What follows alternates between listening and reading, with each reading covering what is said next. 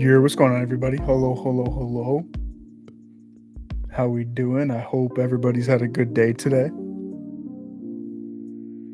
Feels weird. We're trying something new. I almost got a little bit with the pre-show jitters before this one, just because it's something a little different than usual. But I want to shake things up a bit, try something a little different. Um, this is the first ever episode of the Bravo Cast. It's like a new podcast weekly show thing I'm trying to do. I don't really know what to call it.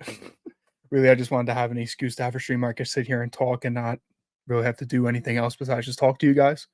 Um,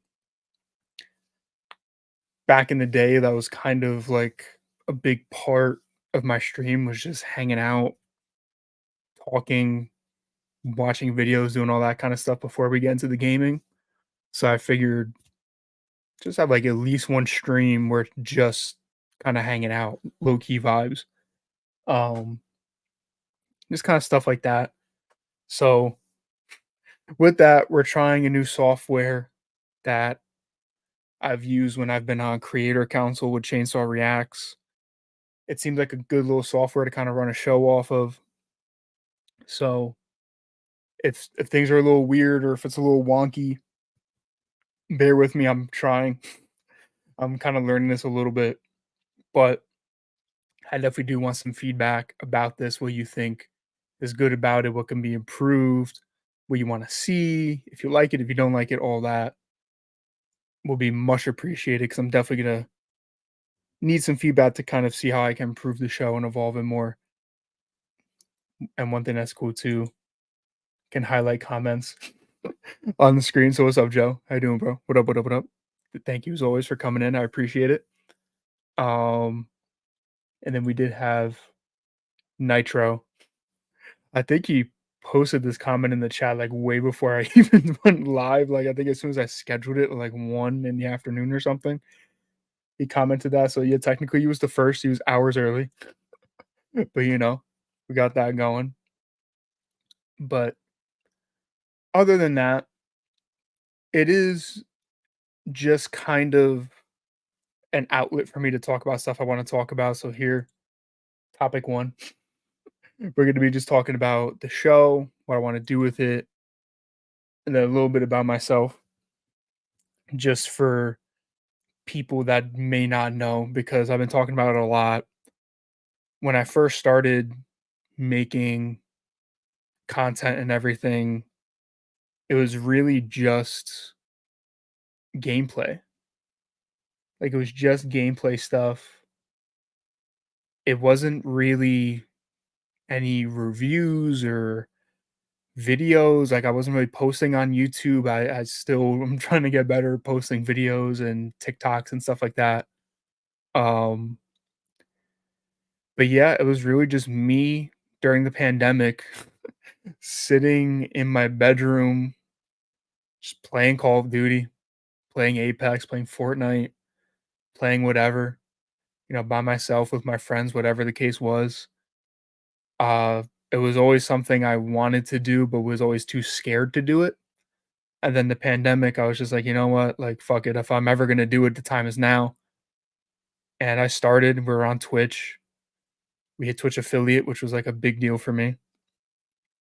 And we were happy over there on Twitch, but I just started feeling like the website was kind of,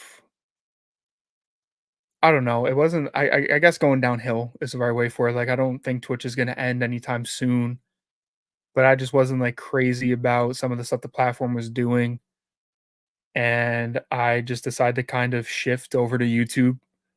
I thought it would be just an overall better platform because I mean, I think I don't think YouTube's ever gonna go away at this point. It's been around forever. Like I don't even know how long YouTube's been around now. Probably almost 20 years, I think.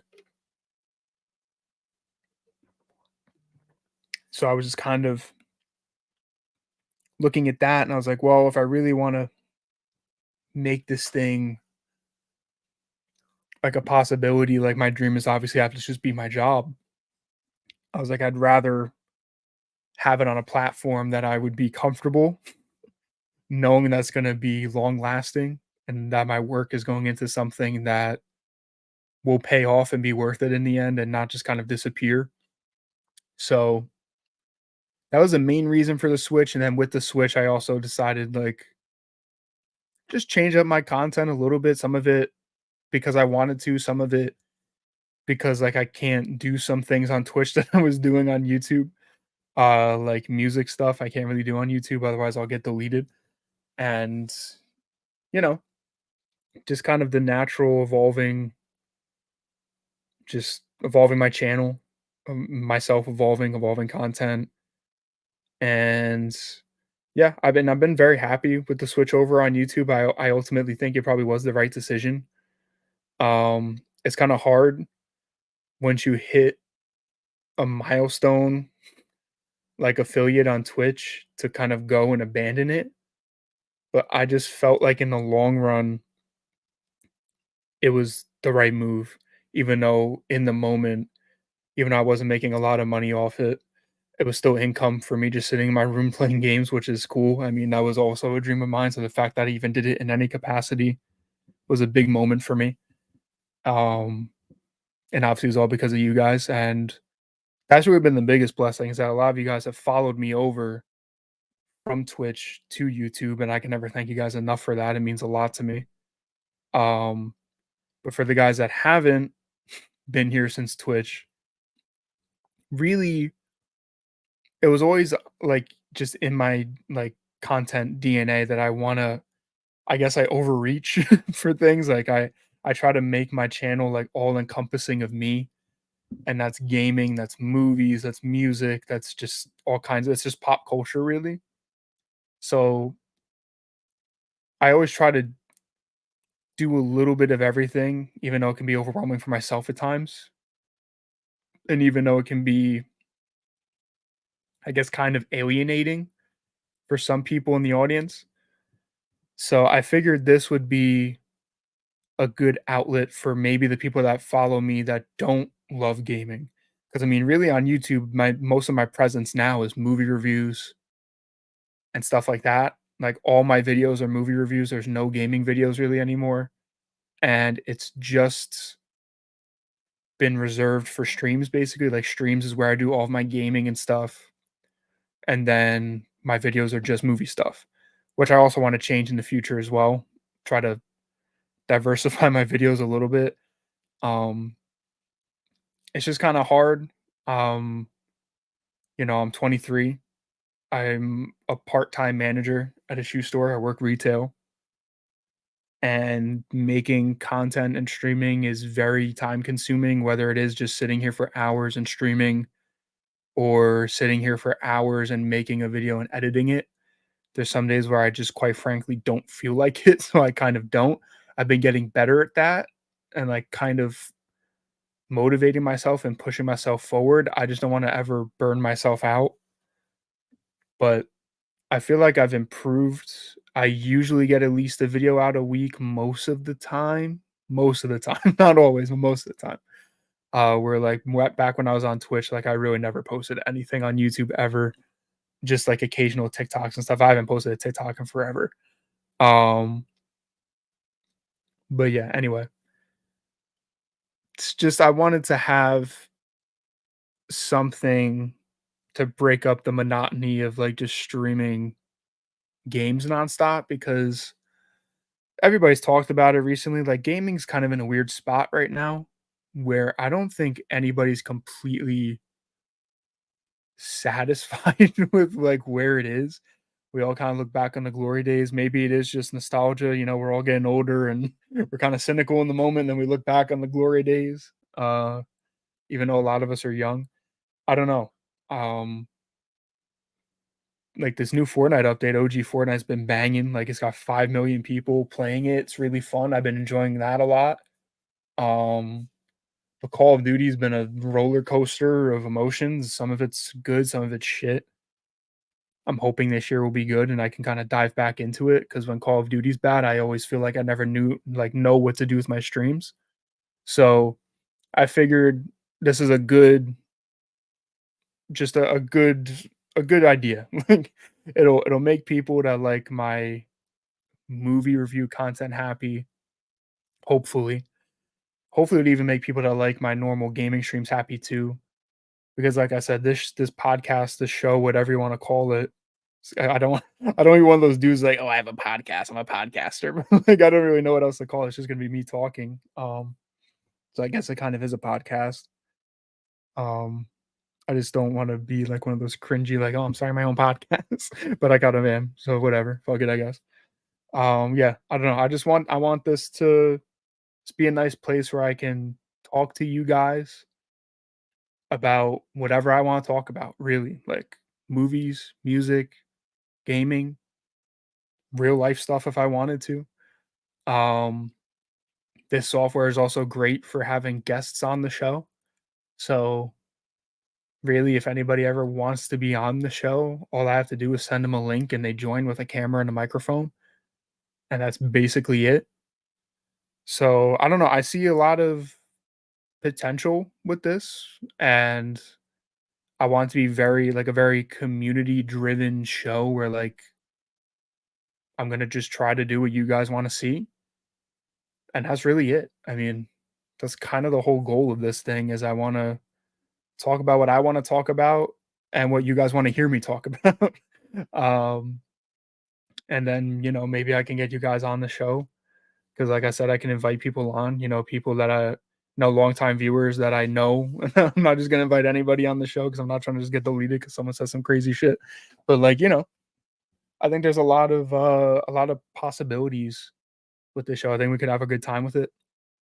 And yeah, like I said, I guess just to get to know me better along the way also, because like I said, I feel like my YouTube audience is different than my Twitch audience. Where Twitch, I was just Call of Duty and stuff. Uh, I'm a lot more than that. Even though I really just post movie stuff, I love music. My main like genre of choice, I guess, is like hip hop rap. But I grew up on like classic rock, so I have a soft spot for rock stuff too. Really, the only music that I straight up just don't like, that I've tried to, like, it's not like I just hate it to hate it, like, I've tried.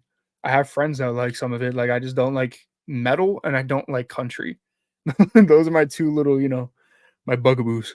I don't like country and I don't like metal, and that's not an attack on anybody that does. I'm happy that you guys like what you like, and that's what makes everybody an individual. That's just not for me, but it's just I don't know. My grandfather loved country music. I listened to it all the time, never got into it. And then, parents aren't really into metal, but my cousins are, and I know people that are. Just again, not really my style. But if there's like music coming out that I want to talk about, we're going to talk about some music stuff actually in the next topic. I'm going to talk about it here. And I also figured instead of making like just tons of videos that maybe like, or rather than making like a really short video or something, I figured it'd be a better spot to talk about it on here where like I can bounce off your guys' comments too. Like if an album comes out, instead of making an album review, because I'm not like I don't know the technical side of music and stuff. I just listen to it and I either like it or I don't. I'm not like Fantano and stuff where like I can just, oh, this instrument sounds great here and this instrument's not used right here, or like this music philosophy bullshit, like that. I'm not like that with music. So they wouldn't be like great videos. So if I wanted to talk about music, I figured this would be a good way to do it. Go back and forth with you guys in chat if you've heard it too. And then same thing with like games and stuff, because like games are kind of a beast to review just because there's so much. And I feel like a video just dedicated on reviewing a game, because I thought about making a Spider-Man 2 like dedicated review video. But I was like, if I really do that, that could be a really big video. And I don't know how good that would do. So instead, we're here. You guys can bring up what you want to say in chat. Then, like I said, I can highlight it and show it again. Thank you, Joe. I'm happy that you're here and watching and supporting as always. You're the goat. Um, so yeah, I feel like this would be just a really fun thing for me and for the community, honestly. Like, it's not even just because I want to do it. I feel like it's a good way to actually interact with you guys as well. So I guess that's like my mission statement rant of why I'm doing this. Um, I just, the main reason why I got into content creation in the first place is I'm a nerd. I'm a big ass nerd. I love talking about movies, music, gaming, everything. And I'm lucky enough that I found people that like to hear me talk about stuff. And I figured, this would be a good place for you guys to also get your opinions out there. We can go back and forth respectfully, you know. So yeah, I guess that's pretty much it for just like the introduction of what this is going to be. It's just going to basically be whatever I want it to be and whatever you guys want it to be. Um, so yeah, I'm just going to try to keep making it better. And I feel like there's always kind of stuff to talk about, but I'm not striving for these streams to be a certain length or anything. It's just I'm going to talk. And then when I don't have anything to talk about, I'm going to stop. That'll be it for every episode. Like, I'm not going for 2 hours every show, where like I feel like sometimes I get caught up in that when I'm doing my gaming streams. I'm like, oh, like, I gotta at least be live for a couple hours. I can't just do an hour. I can't. It's got to be at least 2 or 3. Or if I'm doing a story game, it's got to be at least like 4 hours. Gotta get a good chunk of the game done. Like, this is just gonna be very. It is what it is. If we're gonna sit here and talk for a while, we're gonna talk for a while. If I kind of get my point across and everything quick, then it's gonna be a quick show. That's really it. It's just based on you guys. This is a very community driven show. At least that's my hope. As long as you guys support it, that's what the way it's gonna be.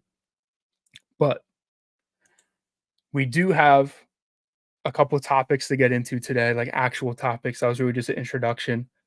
Um, did you enjoy the? Oh, hold on, let me put up the video. I kind of did. I kind of did. I have a dark sense of humor for the most part.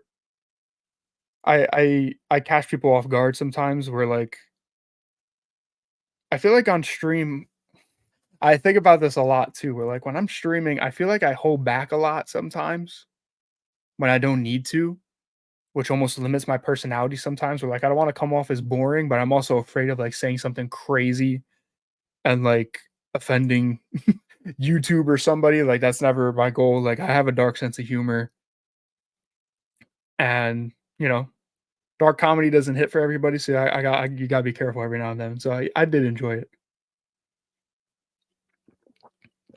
but yeah. And then obviously, if you guys aren't in the Discord, you're gonna want to hop in the community Discord. It's another great way to interact with not just me but everybody in the community. Okay, moving on. The actual first topic of the show. Like I said, I am a big fan of music. I feel like everybody is. I feel like people that say they don't like music are psychopaths.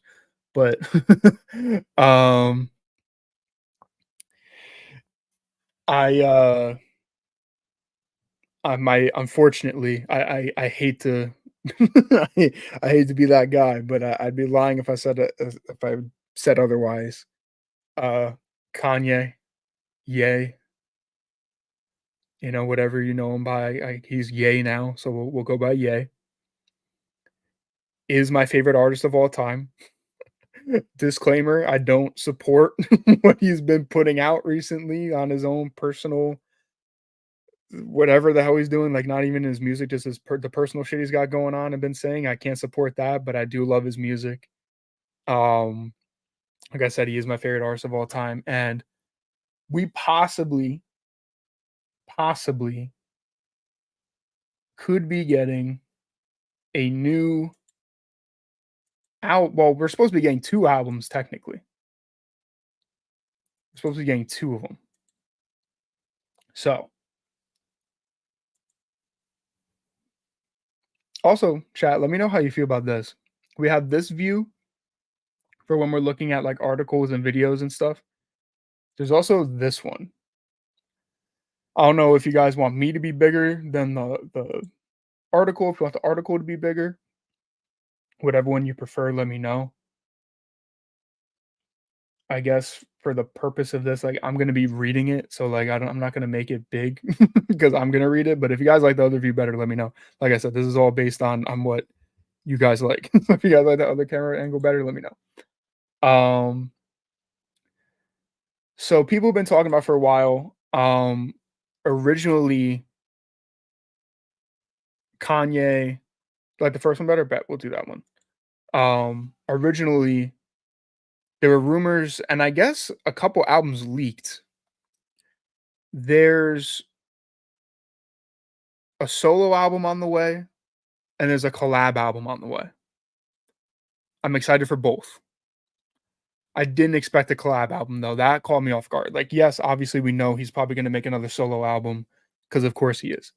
But when I first heard the news that he was gonna make a collab album with Ty Dolla Sign, my initial reaction was I was very surprised because I didn't expect it. But then I thought about it for a milliseconds, like that sounds great. That makes perfect sense. I'm on board. Now I need it. Hopefully we get it. Because with Kanye, you never know. You just never know. He like we went through it with Donda, like, he'll announce an album, say it's gonna come out on this day, and then he pushes it back like 20 times, and then it might come out or it might not come out. You never know. Um, but they did, and we're in a cycle of it now. So him and Ty Dolla Sign have a collab album on the way. I'm very excited because I also love Ty Dolla Sign, and I just think in general they make great songs together. Like usually every song on recent Kanye albums that have Ty Dolla Sign on it are my favorite songs on the album. I think they started collabing on Life of Pablo, and Real Friends to me is like an S tier Kanye song, like one of the best songs he's ever made.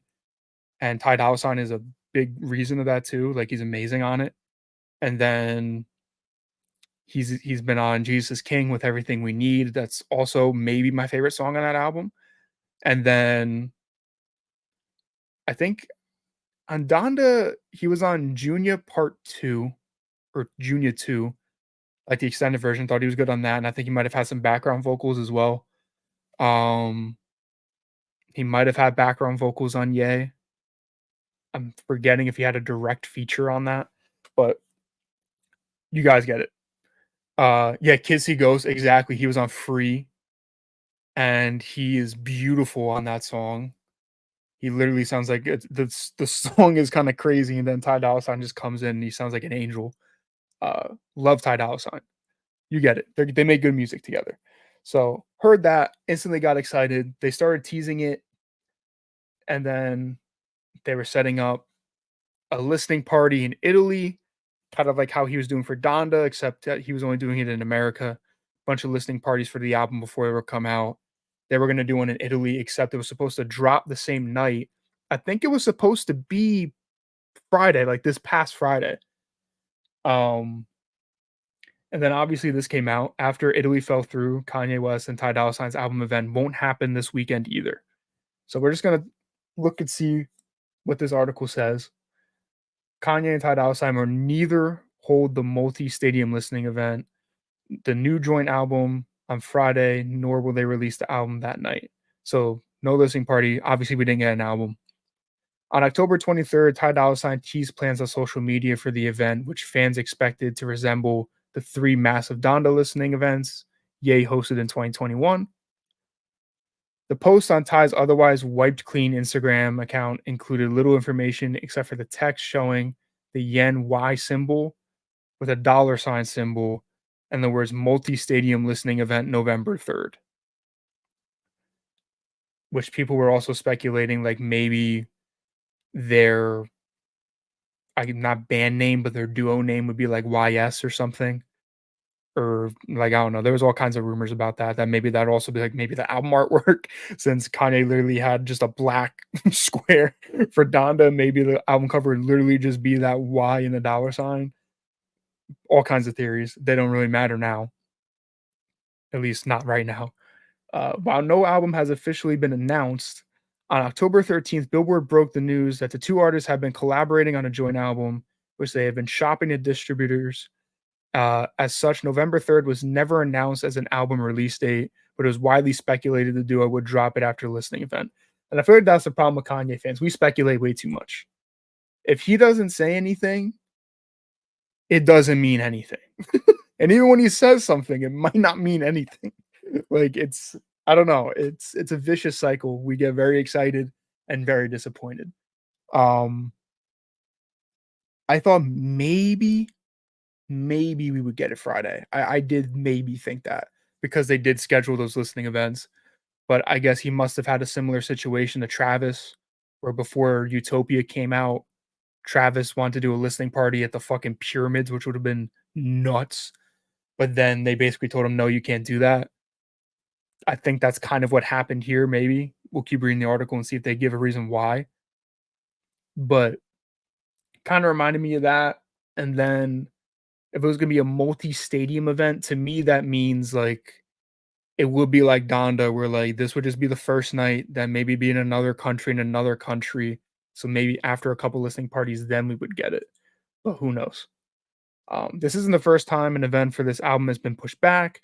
Last month, sources told Billboard that the album was originally supposed to be released on October 13th, but was pushed back as Ye's team continued to work on a distribution deal. That also, we haven't heard, or at least I haven't heard officially, if anybody did pick up the album. Like, I haven't heard about who's distributing it, if Ye came to a deal with anybody. I haven't seen any news about it. The only thing that they might not mention in this article that I saw besides like Ty's post on his Instagram story is I think Metro Boomin, the GOAT, posted something on Instagram teasing that he's involved. I forget what it was, but I remember seeing it, and I did like a little like giddy happy dance or whatever. Like, I don't know. I was excited because I love Metro. I fucking love Metro. He needs to drop his goddamn album with Future as well. He's been teasing that. He needs to stop teasing and drop that shit. Anyway, um, then Billboard reported that Ye's team was working on the ground in Italy to secure a venue for a concert that would also serve as a listening party. RCF Arena and Reggio Emilia went as far as building out a stage. Many believed many believe would be for the show. But a week later, sources told Billboard Italy that the show was very unlikely to move forward. Now, Ye and Ty are adjusting their plans again, aside Ty Dolla Sign's announcement for an event less than 2 weeks in advance, which is 2 days to go. There's been no venue announced and no tickets made available. In addition, there are several other issues that would have made the event hard to stage this weekend or ever. Interesting. Hosting a stadium event featuring Ye would require weeks of planning with local officials, the purchase of pricey insurance policies, and extensive communication with fans. True. But we're also talking about Kanye, who I literally think when Kids See Ghosts came out, I think the day of the listening party or like the night before it, like minimum, like it wasn't even 24 hours. Like, so if you're in California, go to this middle of the fucking desert. We're gonna have shuttles that drive people to the middle of butt fuck nowhere. And if you get there alive, we're gonna be listening to the album. Like that's just what he does. Like I mean, granted, he's with the Kids See Ghosts, he was driving people to bumblefuck nowhere in the middle of a desert to go listen to that album, not an actual stadium. So it makes sense that there would have to be a lot more planning involved. You can't just do that, kind of like when he tried to throw a concert in Times Square with no, just like he's like goes on Twitter, is like, oh yeah, I'm gonna be in Times Square doing a concert in like an hour. Be there, dude. I guess it was kind of that situation where they were saying that, but they didn't really plan anything. So makes sense. But he's been known to do that stuff from time to time. So it also wasn't the most outlandish thing to ever come out because maybe he did all that behind the scenes and then they're just announcing it. But yeah. So that obviously wasn't the case. It just wasn't happening. Uh so where was I? Aside from the quick timeline and other variables complicating matters, is that many of the top tier stadiums in the country are being used for professional and college football this time of year. Abroad, it's soccer season, and even those where the home team may be playing away this weekend or others coming up are unlikely to want to host an event like this that could cause damage to the turf or disrupt operations, especially at such short notice. Also makes sense, also valid.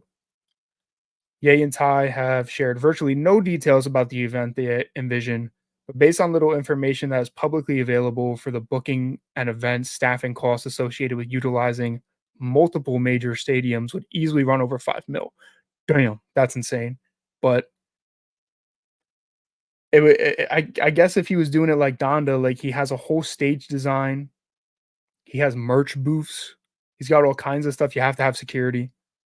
So I mean, yeah, you wouldn't think that an event like that would cost that much money because he's not even performing. It's just like he's there and they're playing an album. But he would probably have some type of a set, like he always had the house at the Donda listening parties and he lit himself on fucking fire during the one. Like they're still theatrical, even though he's not even performing. So it's just kind of crazy to think about like how much money and planning actually goes into that stuff. It's not like he could just show up places. Like it's pretty interesting actually to me. Unless Kanye wants to take on that level of risk himself, he needs a financial backer to fund and promote the event, which is going to be hard considering the circumstances of where he is in 2023. Typically, that is where an agent would come in. But he but based on Billboard's reporting, Ye has been unable to hire a major agent since he was dropped by CAA a year ago amid a series of anti-Semitic statements. Earlier this month, a representative for the Flashing Lights rapper approached booking agency WME to gauge their interest in taking Ye on as a client. WME declined Ye's request. A source familiar with the incident tells Billboard, passing on an opportunity to add one of the most famous rappers in the world to their roster. Ty Dolla Sign is notably a WME client. That's kind of insane. So even though one of their artists is making a collab with Kanye, one of the biggest artists of all time in the world, they're still like, no. So that's kind of interesting. So that, I mean, like, how do I want to phrase this? Like I said, I don't support him personally right now. I can't. He's just saying terrible shit and doing terrible shit that's really harming the world. But from a business side of things, because you always got to think like people in business, they have to pretend like they care, but they really don't. If we're just being real, like Adidas, even though they didn't bring Kanye back, they're still selling Yeezys. They're still selling Yeezys, even if it's just the back stock. They're still making their billions of dollars selling Yeezys, even though it's not a constant partnership. So I'm kind of surprised actually that Ty Dolla Sign's label would say no to that. Just from the pure money that would just rake in. I mean, that'd be so much money. It'd be pure profit for them because you'd have Kanye and Ty on your label, both of them. Like that's a dream come true, I would think for a lot of labels, but I guess, people are actually resenting Kanye for what he said, and rightfully so. I can't even defend him as a fanboy. I'm even cautious to call myself a fanboy now because it's bad time to be a Kanye fan. Um, he should talk to Elon. I saw he texted him the other day. Honestly, I don't know. Is he banned on X or Twitter or whatever still? Because I feel like they're I don't know. I feel like Kanye's relationship with everybody's rocky. I don't know if he really has a good relationship with many people in 2023, but maybe. Why I'm surprised that no one's signing him or taking him on is because at the end of the day, all everybody cares about is money. I feel like Elon would definitely put whatever possible problems he would have with Kanye to the side just to make tons of money. Elon would definitely do that. Especially think I'm especially because I'm pretty bleh, holy fuck. Especially because I think he's losing money on X right now. It's like, oh shit, I can make a deal with Kanye, make $1 billion. Cool. You probably would do it. So Amid Ye's anti-Semitic comments on October 19, 2022, Ari Emanuel, CEO of WME parent company Endeavor, published a letter in the Financial Times calling for Ye's business partners and CAA to stop working with him. Oh, okay, so that's why they said no. They're very anti-Ye. Okay, that makes a lot of sense. If West would like to be educated about the history and consequences of anti-Semitism and the conspiracy theories he's parroting, parroting, Emmanuel wrote at the time, if he wants to reach out to religious leaders, including rabbis, Muslim leaders, Christian leaders, I'd be happy to help.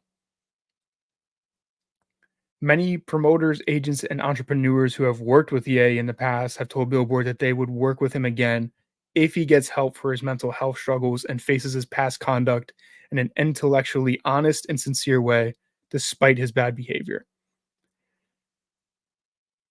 And I feel like that's the real problem with this is like, this is why or how I would always defend him in the past is we are dealing with someone who is mentally ill. There's no way around it. Kanye has some type of mental illness, whether he is bipolar or whether like I don't know. I don't know. I'm not a doctor, so I have no idea. But it's very clear to everybody he has something. So I would always defend him just because like I feel like a lot of times in the past he was taken out of context. They would just like he would say crazy shit, but it would be like he would rant for like 5 minutes, and he would say crazy shit in that 5-minute rant, but when he was done ranting, you would at least see his perspective, and it would sometimes kind of make sense. Sometimes not, but sometimes it would, and people would just take the big, like, crazy shit he would say out of context and say, "Oh, Kanye said this," with no context. You like, you don't even need the context of what he said last year and what he's been saying recently. The context is that he's just saying crazy shit. And it makes it gets tricky because, like, it is someone that is mentally ill, but you can't defend or kinda just brush off stuff like that when it's someone that has such a gigantic platform as Kanye. So, it's a very tricky spot. It's a really tricky spot for really for most people, whether you're trying to be in business with them, whether you're a fan of them, or you're just thinking about it logically. I mean, people are just gonna hate him. Like, people are just gonna hate him, and it's easy to hate him. It's very, very easy to hate him. It's more easy to hate him now than it ever has been. But, like and like I said, I'm not defending him, but it's just you have to remember in in the most respectful way possible, there's something wrong with him, and it could be a result of many things. It's just the difference is that he's one of the biggest artists to ever set foot on the planet, and he has a platform. So it's not even, like, amplified, it's shouted through a megahorn for everybody to hear. Because like, I still do feel bad that's, like, he has to deal with all of these mental issues in the most open and public setting imaginable. Like, he doesn't have the option of being private, really. I mean, he still does, like, kind of disappear for months at a time every now and then, but, like, if you're in a bad state of mind, you're one of the biggest artists in the world, like, you don't have privacy. You can't deal with that privately. I don't know, it's a whole big thing. We could go down a whole rabbit hole. Like I said, I'm not defending him. It's just it's kind of complicated. It's not a black and white situation. What he said is very clearly very, very bad. That's black and white. But the whole situation around it isn't, is what I'm trying to say, I guess. Especially if someone already dislikes him, it's easy to take his words out of context. Exactly. Like, I feel like people did that all the time back in the day. All the time. They would just completely take things out of context. Like I said, last year there was nothing taken out of context. He said what he said and it was horrendous. But in the past, it would get me so mad because I am such a big fan and people just want to run his name through the dirt. And I feel like his name getting run through the dirt made him worse mentally and made him more unstable. And I feel like that's kind of now it's a result of, like, here we are now because of all that. Like, he always has a target on his back. He always has, and he always will. And it's sad. It is kinda sad. But anyway, that's a whole other thing.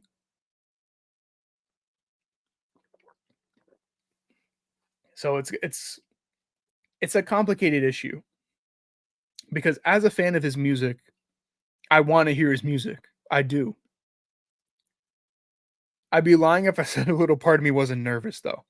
Not for the quality, but what is he gonna say? What is he gonna do?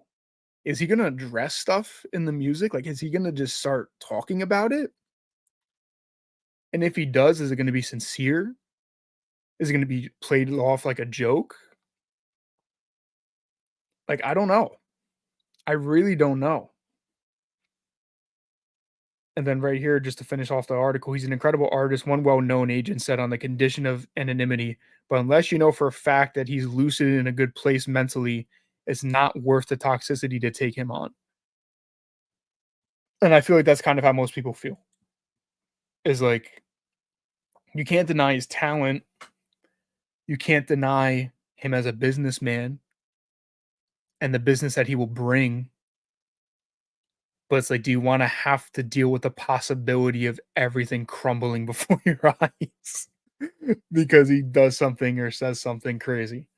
And I feel like that's just the kind of limbo we're in right now because you can't deny his talent, you can't deny his legacy, but it's just, do you want to deal with the repercussions of what could happen? Nobody really wants to. So I don't know. It would be interesting, like if he would like I don't even know if it's an option for him. Can Kanye just like go independent at this stage in his career? I think he could. I don't know if he could fund it himself. I don't know what his money situation is right now because there's that whole thing with Adidas like freezing his bank accounts and taking money. I don't know what's going on with that. I don't really know. It's been just such a shit storm over the past year, everything with Ye. Um, I don't know if he could fund himself independently. I don't know if he could because his visions and plans are so big. I don't think he could go independent, even though he is one of the biggest artists on the planet still. I don't know if he could go independent. It would be interesting if he did, but I don't know. And I don't want his music just to be leaked. Like, I want actual releases. Like, I don't listen to leaks. Like, I only listen to leaks after an album comes out. Like, I guess a bunch of like Utopia stuff that Travis was doing leaked because there were also like Kanye songs. I didn't listen to any of those leaks until Utopia came out. Then I went back and listened to like some of the leaked versions of like God's Country and Telekinesis and like the original I Am a God that turned into Modern Jam. Like I don't fuck with leaks because that's not like the artist's vision. So I don't want to do that. But that also happened. That's not in this article. Is I guess like right before all this like collab album stuff started getting like momentum and not being announced but being publicized was I guess there were 2 Kanye albums that leaked. I think one of them was Jesus King 2 that he made with Dr. Dre. I don't know what the other one was though. So, there's all kinds of stuff going on with him, and like I said, he is my favorite artist of all time. I can't support what he's been doing recently, but I would be lying to everybody if I said he wasn't my favorite artist of all time and that his music doesn't mean the world to me because it does. It's really I wish my favorite artist wasn't Kanye. It'd be a much easier existence for me, but it is what it is. It's Kanye and The Weeknd. Those are my 1 and 2. And then of course like Michael Jackson, which, also controversial, but we're gonna move on from all that. But yeah, so basically whole bunch of drama going on with this collab album, whole bunch of drama going on with Ye as per usual. Will we get this album? I really hope so because I'm very excited for it now that I know it's a possibility. I need it. So I'm excited. I want to see how this unfolds. Hopefully, we don't just get blue balls over the whole thing and we actually get some music. But That's all we know right now. That's all we got right now. So, going in to topic 3 today, I'm a little late, it's not October anymore.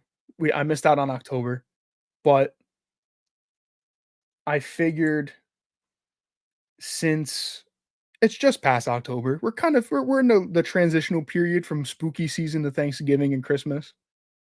And personally, for me, I don't really start doing Christmas stuff until at least after Thanksgiving. So I'm still in my spooky season mood.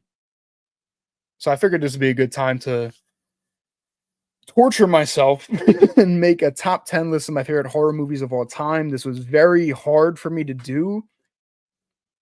This list could change in a month from now. Like, it's so hard for me. I'm a massive horror movie fan. So trying to narrow it down to 10, actually, I literally locked in my list half an hour before I started this. Like, that's how in my head I was about this. It took me how like, this is hot off the press. This is my freshly baked top 10 horror movie list. I really sat here for a while and I was like, man, do I want this on it? Do I want this here? Do I want that there? Like, it took me a minute. It really did. So we'll see if I stand by this in like a month from now. I will say spots 1 and 2 on this list, my number 1 and my number 2 pick are set in stone, but the rest of it I feel like is pretty. They could change. They could change. They could fluctuate, you know. But anyway, we're gonna get into this, and let me know your guys' list. What you don't have to give a top 10 if you don't know 10 off the top of your head, but give me what some of your favorite horror movies are, and we'll kind of go from there. And then same thing. Do you guys like this screen for this, or do you like this screen? There's not going to be as much to read on this one, so I don't know. Whatever you guys prefer, let me know. We have a lot of viewing options on the software. I like it. But here we go. Top 10 fairy horror movies. Let's get into it. Number 10. I went with Insidious. The 10 spot was a brawl, dude. Number 10 was a brawl. I had multiple movies that I considered putting in at 10. I had multiple. Um I landed with Insidious just because I think it's the best PG-13 horror movie I've ever seen.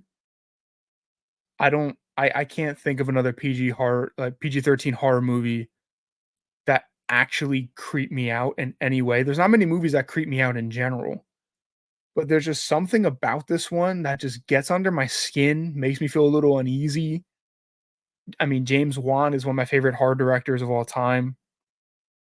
I think he's a master of suspense, has great tension, and I'm not a fan of jump scares, but I think James Wan just knows how to execute jump scares. And this one has one of, if not the most iconic jump scare of all time. I'm not going to say anything if you haven't seen the movie, but if you have seen the movie, you know exactly what jump scare I'm talking about. Um, and then, I love me some Patrick Wilson. Patrick Wilson and James Wan together are like the horror movie version of Martin Scorsese and Leonardo DiCaprio. They make bangers every time they link up.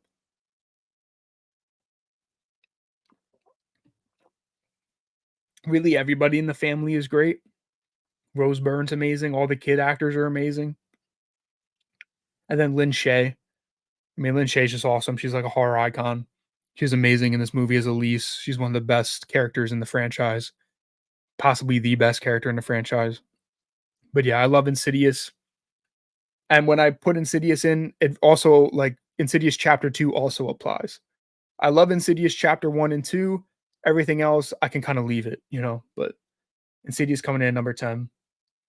Number 9, we got the original Candyman. And this is just a movie that, again, it's another one that kind of just got under my skin a little bit when you're watching it. And I just love this one. It's a 90s horror movie, pre-Scream. and it just it just has, like, a classic horror movie vibe to me, like, I don't know how to explain it really. It just feels like one of those classic OG horror movies. Uh, I think the story is great. I think the acting is great. I think Virginia Madsen is amazing as Helen, the main character of the movie. And Tony Todd, man, oh my god. His voice is unbelievable, and him as Candyman is phenomenal. He's on, like he's in my personal, like, top 5 horror movie villains, like, that could be another list too, like, my favorite horror movie villains or, like, killers, icons, whatever you wanna call it. He's there. He's unbelievable, and he's just got, like when you get the first scene with him in the movie as Candyman, you kinda just feel his presence looming over the entire movie, and then even on rewatches when you know like, when you've seen it, you just feel his presence over the whole movie, it's great, it's so good. The music is phenomenal. It has some good social commentary in there. I mean, I think Candyman is, like, very, very underrated. I think it belongs in that just, like, really upper echelon of horror movies. I love it. I love it. I watch it at least once a year. Number 8, Trick or Treat. This is just, like, the perfect Halloween movie that's, like, R-rated and meant for adults, you know? Like, for families and younger kids and even me shit, like Hocus Pocus, perfect Halloween movie. You want an adult Halloween movie? Trick or Treat, perfect. Like, it's so good. It just encapsulates Halloween perfectly. It's I just love, like, the narrative of it. It's like an anthology, but everything also kind of connects together. It's just a whole bunch of stories happening on the night of Halloween, and you've got all kinds of different subgenres in here too. You have, like, some monster stuff, you have, like, some paranormal type stuff, like, all kinds of different subgenres coming together just to kind of culminate into this perfect Halloween movie, and you got great performances. I mean, Brian Cox is great. Dylan Baker, who I just immediately associate as Doc Connors from, the Sam Raimi Spider-Man movies, is unreal, like, he's so good in this movie. Um, Anna Paquin's great, like, everybody's great, and then, of course, you got Sam. I have a little plush Sam sitting on, the floor over there. I don't know if you guys can see me sitting right next to my Surfer Boy pizza box. Have him chilling right there at all times. But, yeah, this movie's just great to me. It's like a modern classic, in my opinion, and I think Sam is, like, a modern horror icon. And speaking of modern horror icons, also, I can't wait for Trick or Treat 2. That's supposed to be coming out soon. I don't know about next year, but very soon. Um, Modern horror icons, Art the Clown, Terrifier 2 coming in at number 7. I also am fresh off a rewatch of this. I just went to the fan event this week where I got the Terrifier 3 poster, the first poster, and I also saw the teaser that played exclusively after Terrifier 2. So, I'm riding the Terrifier high right now. I'm also going to a horror convention next weekend where I'm gonna meet, David Howard Thornton, who plays Art the Clown, and Damien Leone, who created Terrifier, along with some other people that may or may not have movies on this list. But, yeah, this movie is just batshit crazy. It's crazy. This movie is not for the faint of heart. This is the most gory, fucked up movie I've ever seen, and I love every second of it. I think it's so fun. What that says about me as a human being, I don't know. Not good things, but I love this movie. This was one where I think the first Terrifier is okay. I think it's really just Art the Clown stands out in the first Terrifier movie, but the movie itself, not great. And this just took what worked from the first movie, what was Art the which was Art the Clown, built on it, made him even crazier, and then just put an actual good movie around him. Like, you have, Lauren Rivera as Sienna, who's an amazing final girl, someone I actually really, really liked and cared about. She's already, like, in my upper echelon of final girls of all time. It's like Sydney, uh, Laurie from Halloween, and then her. Like, those are my top 3 final girls in horror already. I think she's so fucking awesome. The movie in general is just crazy. There's some very weird stuff going on. There's, like, some almost, I guess, mythical stuff happening. Like, it's weird. It's a weird movie. It's an insanely brutal movie. You know, you have all the headlines that they were, like, leaning into with the marketing, like, "Oh, people are passing out in theaters and throwing up in theaters." Like, yeah, it's fucked up. It's a really fucked up movie, but I haven't seen a horror movie in modern times that made me feel the way this movie felt. Like, when I saw this movie for the first time, when it first opened in theaters, I sat there and I was like, I'm, like, witnessing a horror classic right now.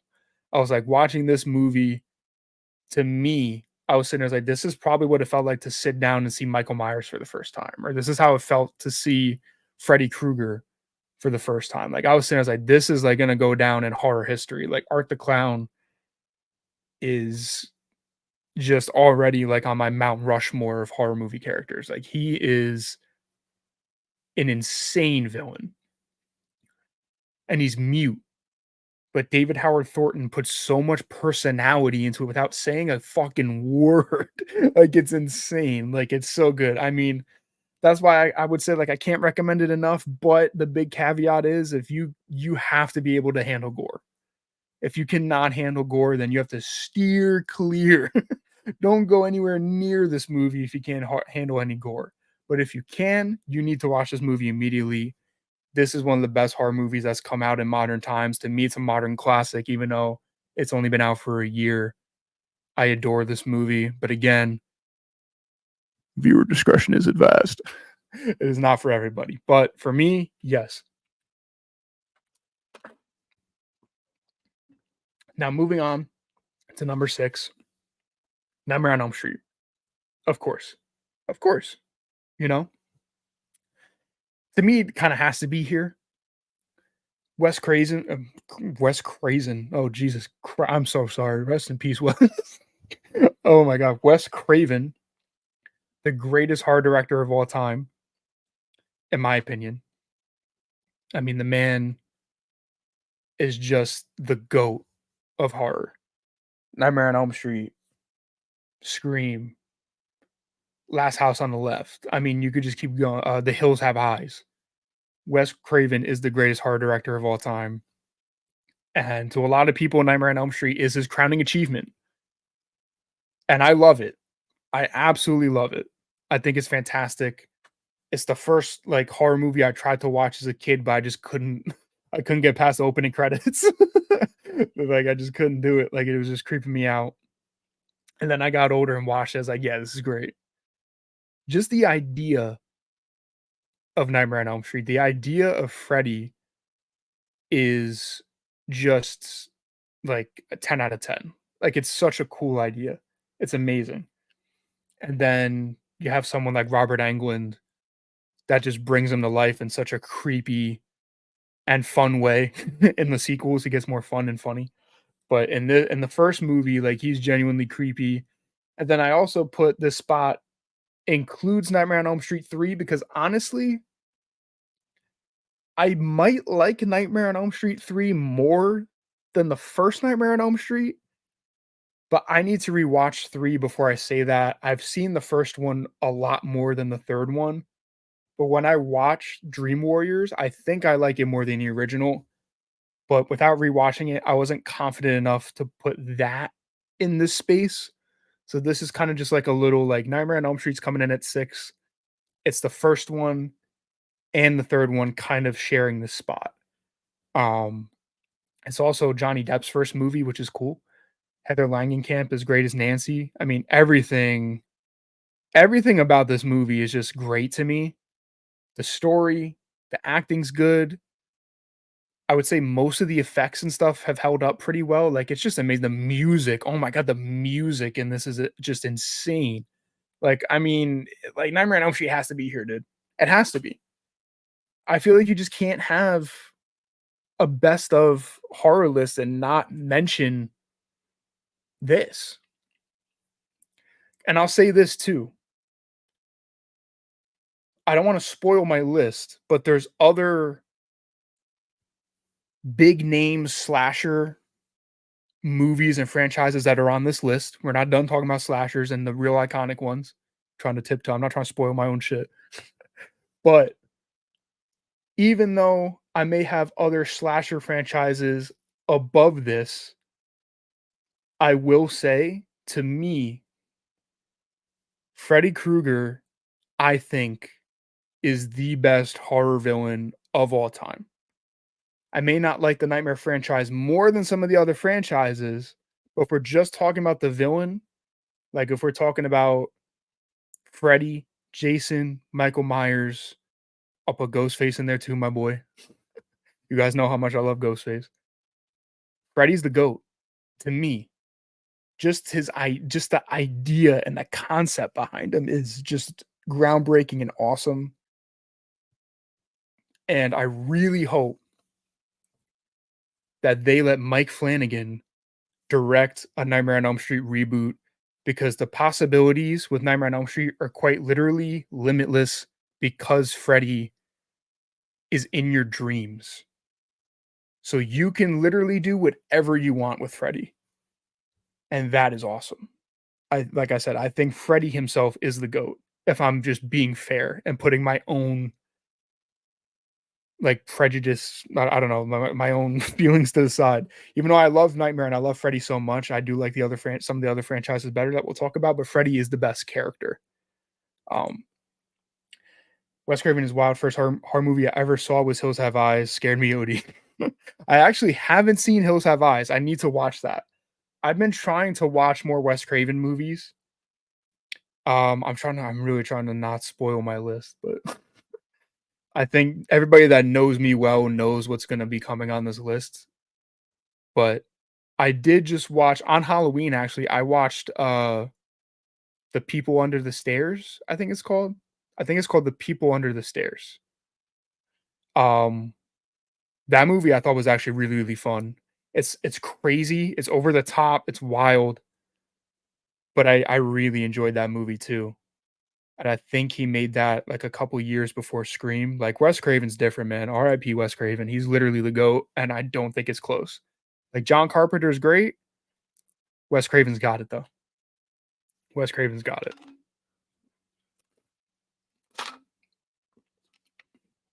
Coming in at number 5, a hot take. I think it's a hot take because it's this high on the list. The Conjuring. Yes, I put The Conjuring over A Nightmare on Elm Street. I'm sorry. I'm sorry. But before you get your pitchforks, before you unsubscribe, before you dislike the stream, let me explain why I put The Conjuring over Nightmare on Elm Street.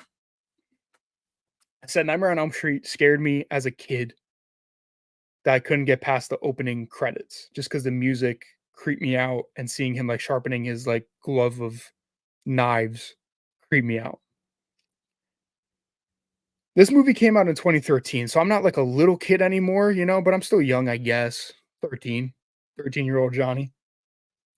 I sit down to watch this horror movie and I think I it's a miracle I didn't have diarrhea all over my couch, dude.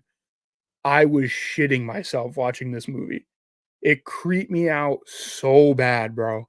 I've never been more scared watching a movie in my life than I was when I watched The Conjuring for the first time.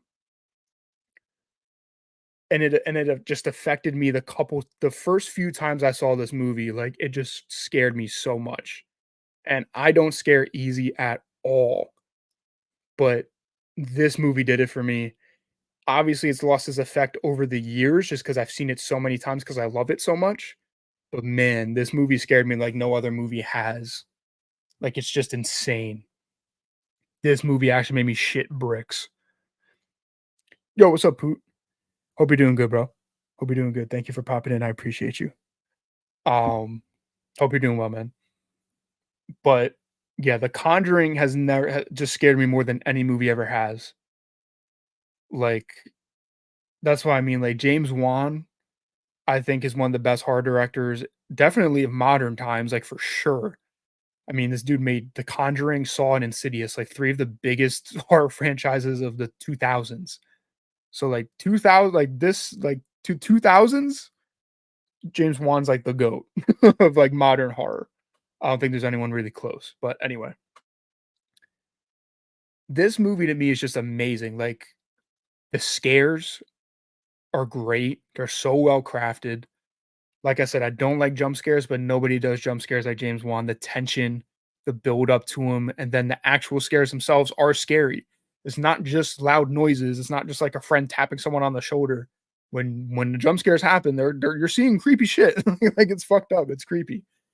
Like Bathsheba, bro, she's the stuff of nightmares, at least to me. Like her face, oh god, every time when I like even so, like I close my eyes and I see it, I'm like, oh god, like please get the fuck out of my brain. like, like Jesus, like I hate it. Um, the scares are there, and then most importantly, like James Wan, he cares about his characters, he cares about the story, and even though it is like just like a simple haunted house type story, he really gets you invested in the family going through it. And then even more than that, Ed and Lorraine Warren are like two of my favorite horror characters of all time because Patrick Wilson and Vera Farmiga just give unbelievable performances. They have amazing chemistry together and they just carry the whole franchise. Like they're so amazing. Like they literally like they're two of my favorite horror characters of all time. And they're not even killers or anything. Like they're just the investigators that go in, but I care about them and love them so much. As just because James Wan puts in the effort to make you care about them.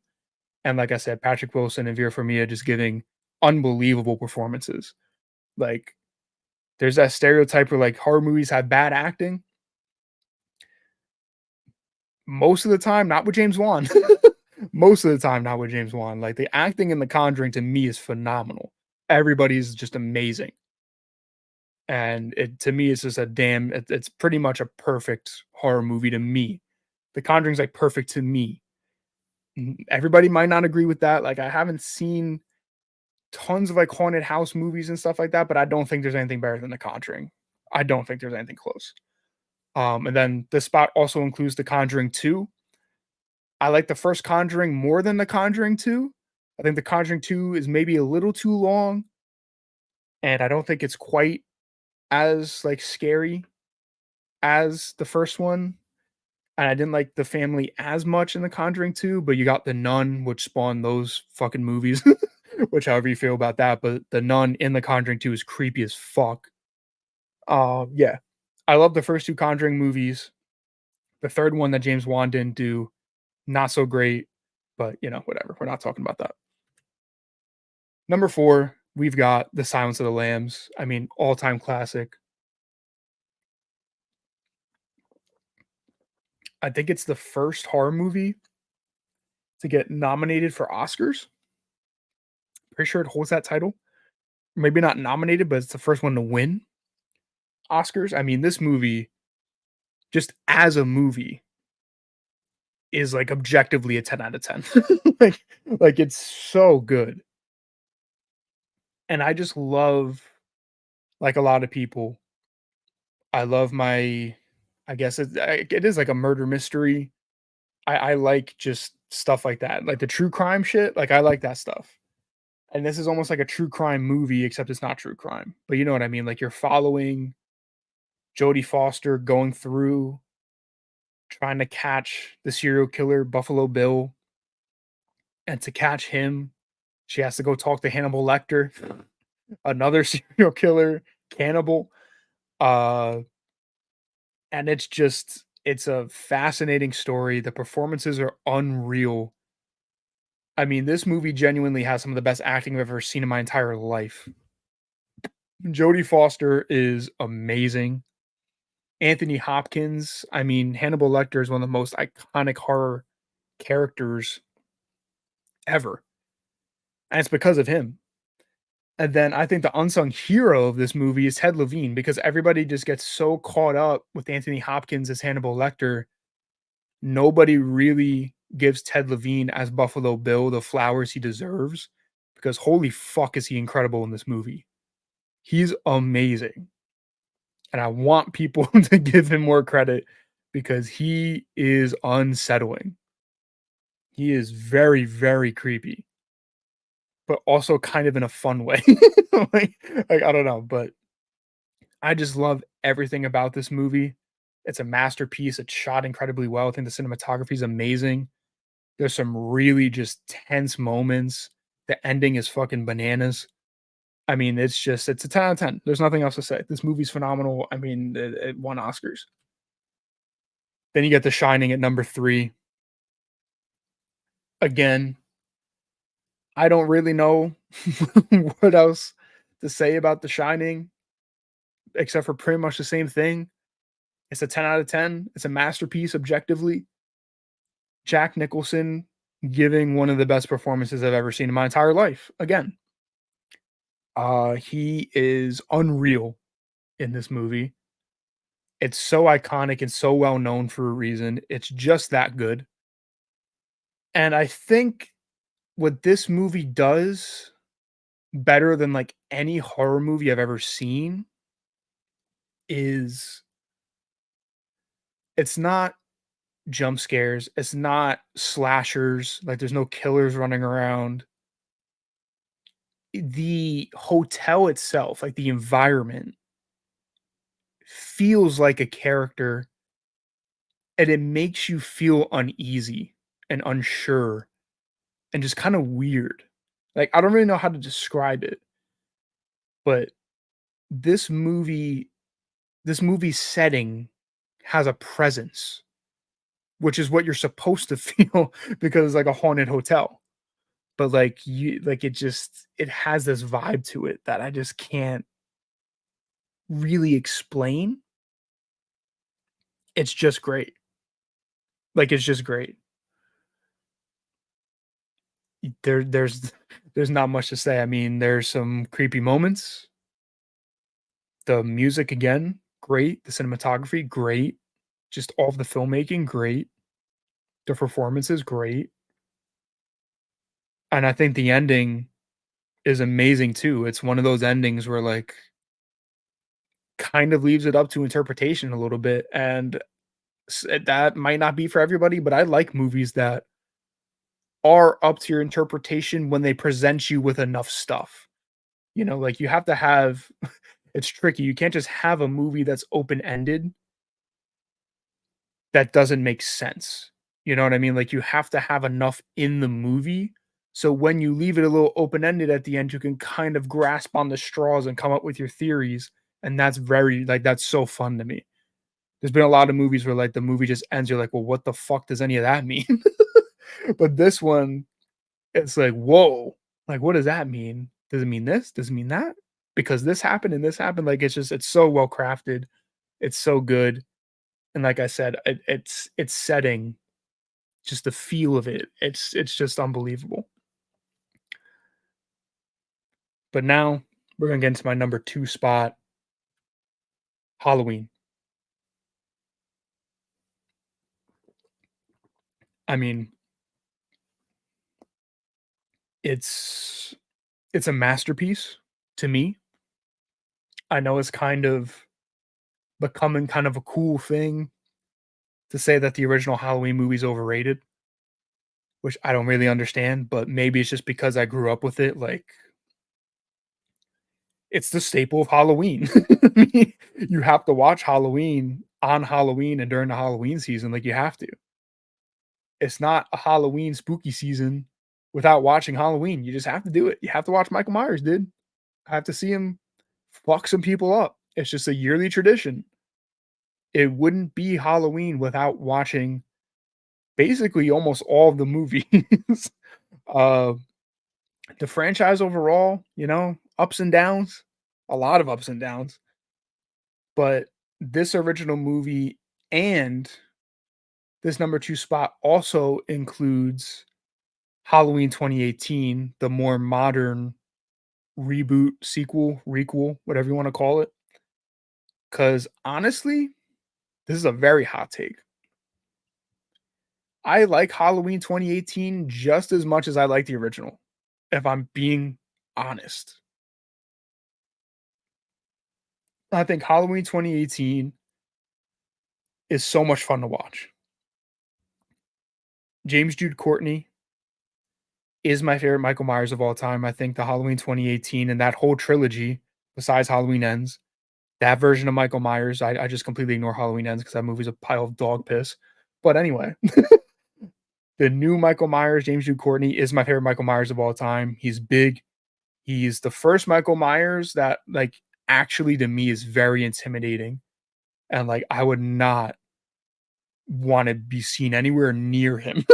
like like he's big, he's tall, and he is brutal as shit, but he's not like Rob Zombie, like running through concrete walls, like just absurdly strong. Like the Halloween 2018 and Halloween Kills Michael Myers is the best Michael Myers to me. Like he is scary. Like he's a fucking monster. And I think Halloween 2018 is more fun to watch than the original Halloween. Like I said, I'm leaning into these hot takes. I fully get it. They're very steaming hot takes, but I really, really enjoy Halloween 2018. I've liked it more and more and more throughout the years. Like the first time I saw Halloween 2018, I was like, it was all right. And then every time I've watched it since, I just like it more and more and more. Um, I love that version of Laurie where she's kind of like turned almost into like a Michael Myers doomsday prepper. And I love how they kind of switched the roles where like in the original John Carpenter Halloween, it's Laurie and the kids being hunted by Michael Myers. But at the end of Halloween 2018, it's really Laurie hunting Michael Myers. And they do some really cool stuff with that, where like they do like reverse shots where like obviously the original Halloween, you have Michael Myers like falling off the balcony and disappearing. Halloween 2018, you have Laurie falling off the balcony and disappearing. Like, I just think that was really well done. I think Jamie Lee Curtis obviously is phenomenal, and really every Halloween movie she's in, she's phenomenal. Even if I don't like the movie or what they do with her, she's always great.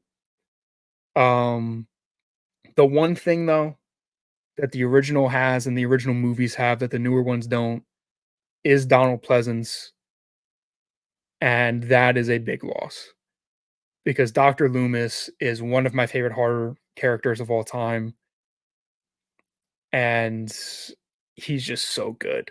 He's just so good. He's so fun to watch.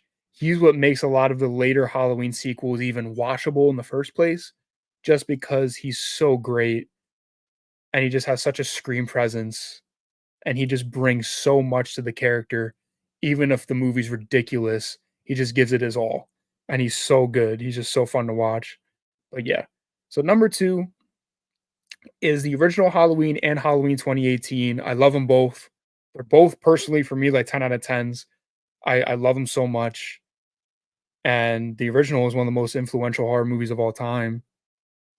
And Halloween in general, just as a side note, has some of the best music in movie history. Not even just horror movies.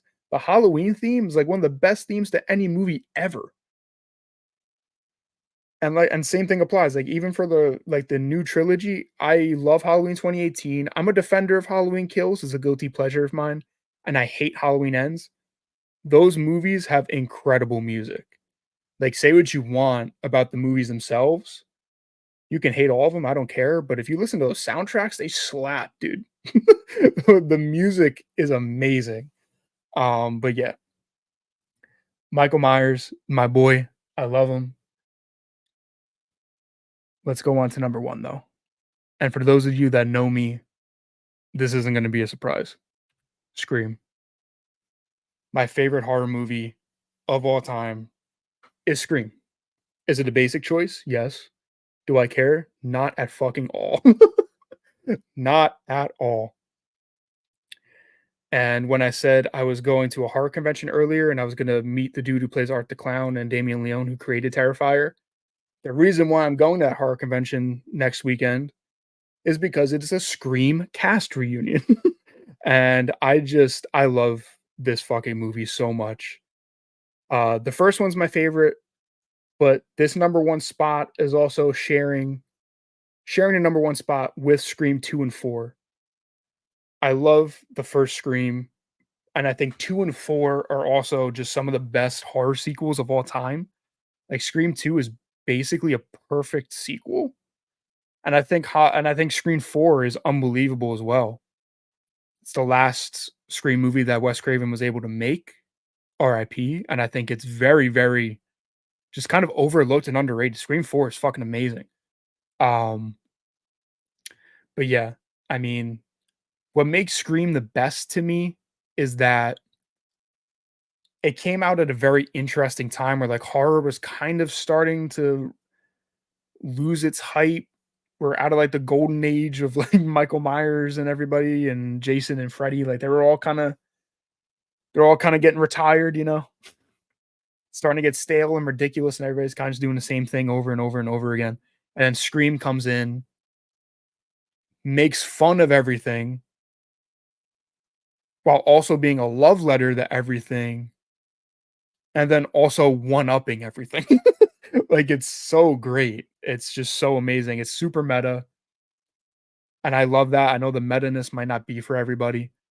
Also inspired one of the greatest parody movies of all time, or at least my favorite parody movie of all time, Scary Movie. Um, yeah, I mean, everything about this movie is just I love it. It's a 10 out of 10 to me, like, easily a 10 out of 10. This isn't even just, like, one of my favorite horror it's not just my favorite horror movie, it's just one of my favorite movies in general. Like, it's not just my favorite horror movie, it's one of my favorite horror movies or it's one of my favorite movies, point blank, period, just of all time. Um, and I think what Scream has over a lot of the other franchises is the characters. Like, Sydney, Dewey, and Gale are, like, just my favorite horror characters ever. You know, I love Laurie and I love Dr. Loomis, they're up there for me too. But, like, if I'm thinking my favorite horror characters of all time, it's Sydney, Dewey, and then I'd probably put Laurie and Loomis. I love Gale too, but I feel like Gale, every now and then, they kind of just rinse and repeat her, like, story over and over again, kind of run out of things to do with Gale at some points, but Sydney and Dewey, and then Ghostface, man. I just love that these movies are, like, slashers, murder mysteries, dark comedies, and just, like, examinations of the horror genre and movie culture at the time they're being made. And because it's Wes Craven, it's just handled with so much care and love, and they're just so well made. I mean, I don't think there's another franchise that even comes close to Scream in terms of quality. I mean, you have 6 movies, and I think all of them are at least watchable. The first Scream to me is an absolute 10 out of 10. Scream 2 to me is also a 10 out of 10. Scream 3 is my favorite Scream movie, but I think it's watchable. I don't think it's the worst thing ever. Scream 4 is, like, a little step down from 1 and 2, but it's also amazing in my opinion. And then I also like the new Radio Silence ones. I love Scream 5 and 6 also. I don't think there's another horror franchise that is as good as Scream in terms of quality and just track record. Um, yeah, I mean, I could quite literally just talk about Scream for hours and hours and hours. I'm not gonna do that. I'm gonna save you guys. But yeah, I mean, talking about the first one I think has the best cast and the best group of characters out of any of the Scream movies because you have Skeet Ulrich and Matthew Lillard as Billy and Stu. I think the whole ending of this movie, like the last like hour of this movie, is like some of the greatest just horror stuff ever put to film. Like it's just so fun to watch and it's so great. The twists, the reveals, everything, like they're just so fun. Like the Scream movies are just so fun to watch because you have like the scares, you have the reveals, you have just the like meta-ness and everything. It's the murder mystery, trying to figure out who's the killer every time. And then, just Ghostface in general is awesome. We got Roger L. Jackson always giving a great voiceover performance. Yeah, I don't know. I mean, like I said, I could keep talking about Scream forever, but I'll cut it off there for now. So that is my list, my top 10 favorite horror movies of all time. I know it's a little late. We're past Halloween, but I still want to just kind of get that out there. Um, Maybe I'll come back to it in like another year or two. Cause like I said, this was really hard for me just to narrow it down to 10, but I did it, even though it was painful. It took me a really long time just to kind of order stuff, figure out what I was gonna cut out of the list and what I was gonna leave in. But like I said, going into my top 10 list, like Scream was always number one, Halloween was always number two.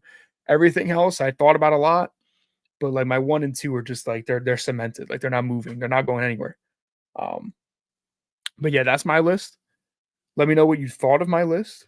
Let me know what you think belongs there, what your favorite horror movie is, or movies if you have a couple that you want to shout out. Because I felt bad about leaving a couple movies off. Like I was gonna put Get Out on there. I was thinking about putting X on there that came out last year. I love X. I mean, there's all I can't even like start going into like what I left off. There's all kinds of stuff. But yeah, let me know what you think and what your picks of your favorite horror movies would be.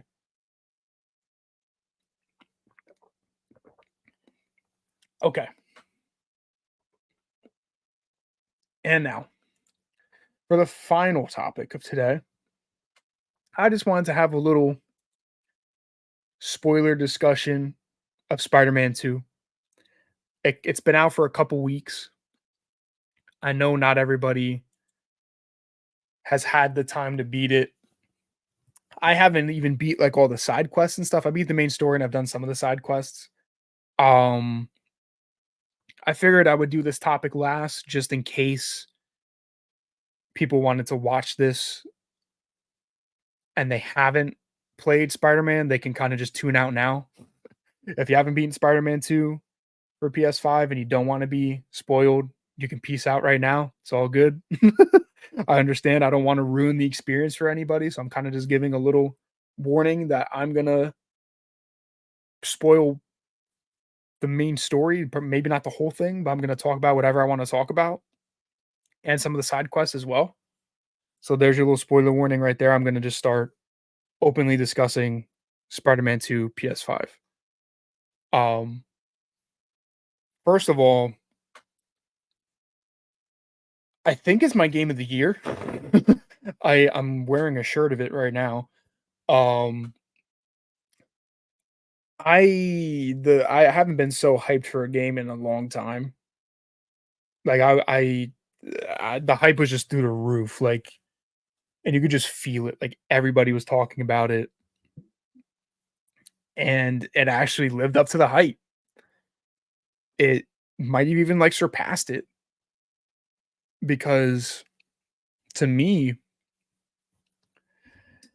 like I'm being honest, I'm giving it like a 100% on the Bravo barometer. Like Spider-Man 2 to me is just a 10 out of 10. Like it's so good. Like I really don't have flaws with it. Like, and I'm just being honest. Like I really don't. Like in story games, there's usually like a couple things. I'm like, well, maybe the pacing here wasn't too great, or maybe I didn't like this element of the game too much, or I didn't like these missions, or the only thing that I could say is that, and it was in the first game too, is like when you're going in between story missions, they kind of force you to do some side quests instead of just kind of constantly cycling through like the main story missions. That's my only like nitpick for it.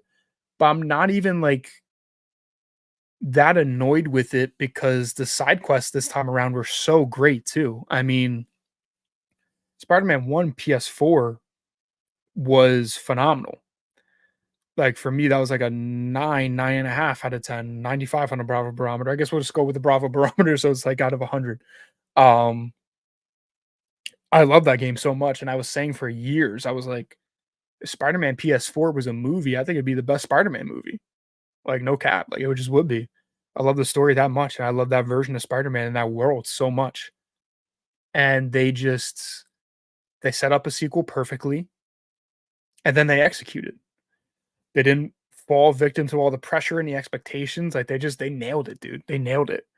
Um, and they took the things that worked in the PS4 game, made them better. They took the things that maybe didn't work that well and made them better. Like they just it's bigger and better the way sequels really should be. um, and I was thinking about this too, just like a random thought, and it may not be like I didn't really think about it like too much, but you know how everybody says like sequels are never as good as the original, or like the originals are always better than the sequels. Like that's that usual like trope that everyone says, like, oh, the sequels are always worse. I feel like most of the time in gaming, that's not true. Like, I'm not gonna say there's like there's not sequels that aren't worse, but like I feel like most of the time in gaming, at least from my experience, like I'll put this out there right now, like, I haven't played every story game ever. I actually have a lot of gaps in my gaming knowledge. But from the story games that I've gotten into, the franchises I've gotten into, usually the sequels are my favorites. Like from this, like I said, the games I've played, The Last of Us is my favorite game of all time.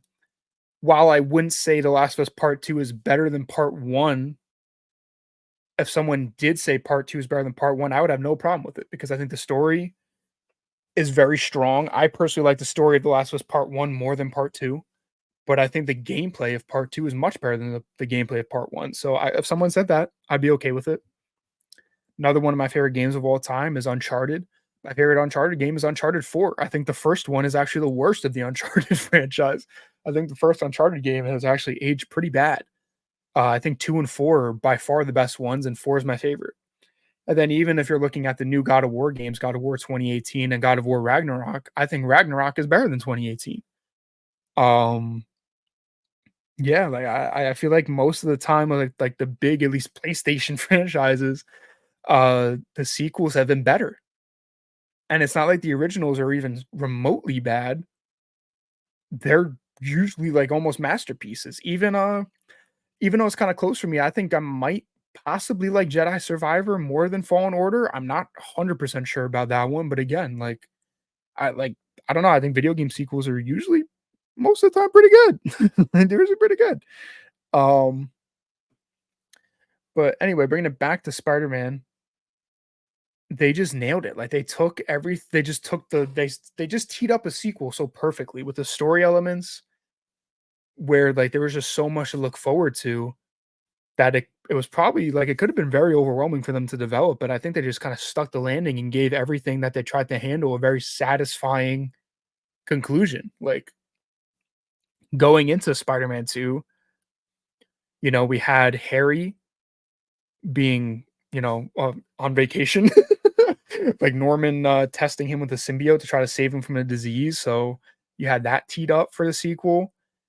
There's just so much going into Spider-Man 2, and I think they just nailed everything they set out to do. Um, like one of the highlights of the first Spider-Man game to me and to a lot of people was like the combat was great and the web swinging was great and like the map of New York was great. And they took that and they made it even better. like like I almost like as much as I love Spider-Man PS4, I feel like if I went back to Spider-Man PS4 after playing Spider-Man 2, I I don't know if I'd want to because like the new gameplay updates and additions are so good. Like Spider-Man, like the fights were really fun, but I always thought they were like a little easy. Like I didn't have to get super sweaty, try hard when I was doing some of the fights in Spider-Man PS4, but like the boss fights in Spider-Man 2 are amazing. I kind of got my fucking ass handed to me on a golden platter a couple times during some of those boss fights. And even though you might get like, I wasn't even really getting mad. I was gonna say even if I get mad or anything, but I really wasn't getting mad. Like I guess the final boss fight with Venom, I was getting mad at myself, but not at the game, just because I wasn't fucking parrying what I should have been. Uh, like they were just so fun. Like they were really really fun. And they were like long cinematic fights that they didn't like go on too long or anything. Like I just really enjoyed them. I mean, that final fight with Venom, like he kind of kicked my tits in every now and then, but it was really fun to play. The arenas are really cool. And then also being able to do the fight with Venom, like stage one is Peter and then stage one is Miles. Really, really cool. That was a great way to end the game. Um, and then also having like the Peter and Miles boss fight when Peter's in the symbiote suit and Miles is trying to save him, great. The Craven boss fight with Peter, great. And then, I mean, playing as Venom, holy fuck. like, like it was great. Like it's just crazy, man.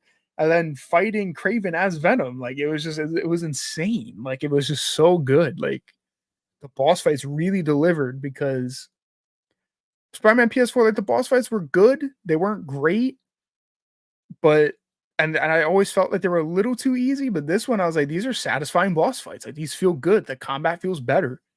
Uh, Miles with all of his abilities felt great, and then giving, like, Peter the symbiote suit, amazing, amazing gameplay. Um, it just made even your normal, like, fights against street thugs better.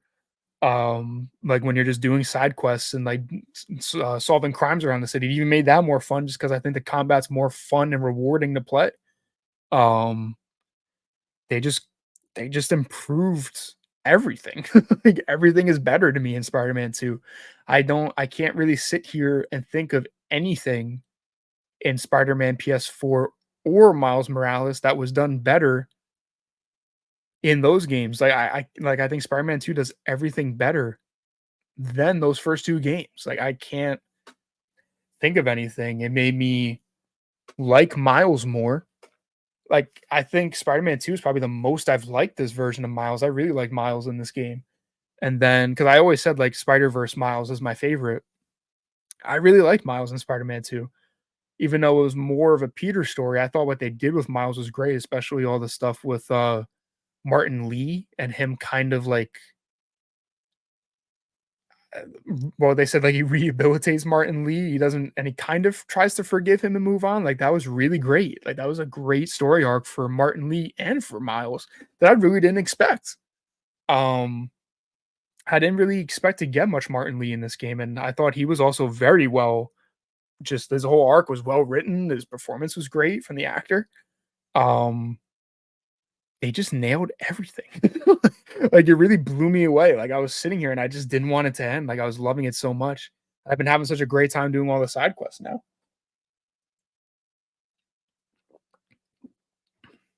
Like, there's just so much that I wanna talk about. It's almost overwhelming, like, the main story is shorter than Spider-Man PS4, but I feel like there's just a lot more to it. Like, there's more character moments and just, like, I don't know, like, there's just I think the story is more interesting. I was really excited and interested to see what they were gonna do with Harry, and I loved Harry in this game. I actually think Spider this is my favorite version of Harry. Like, James Franco's funny in the Sam Raimi movies, and I think, Harry in The Amazing Spider-Man 2 is a fucking train wreck, but this was definitely my favorite version of Harry.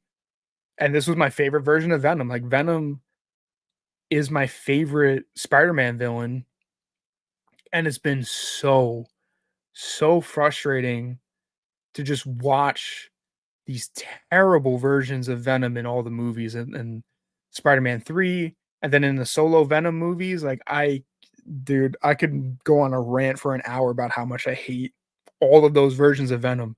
So I was just so, so happy that they did him justice. They made him good.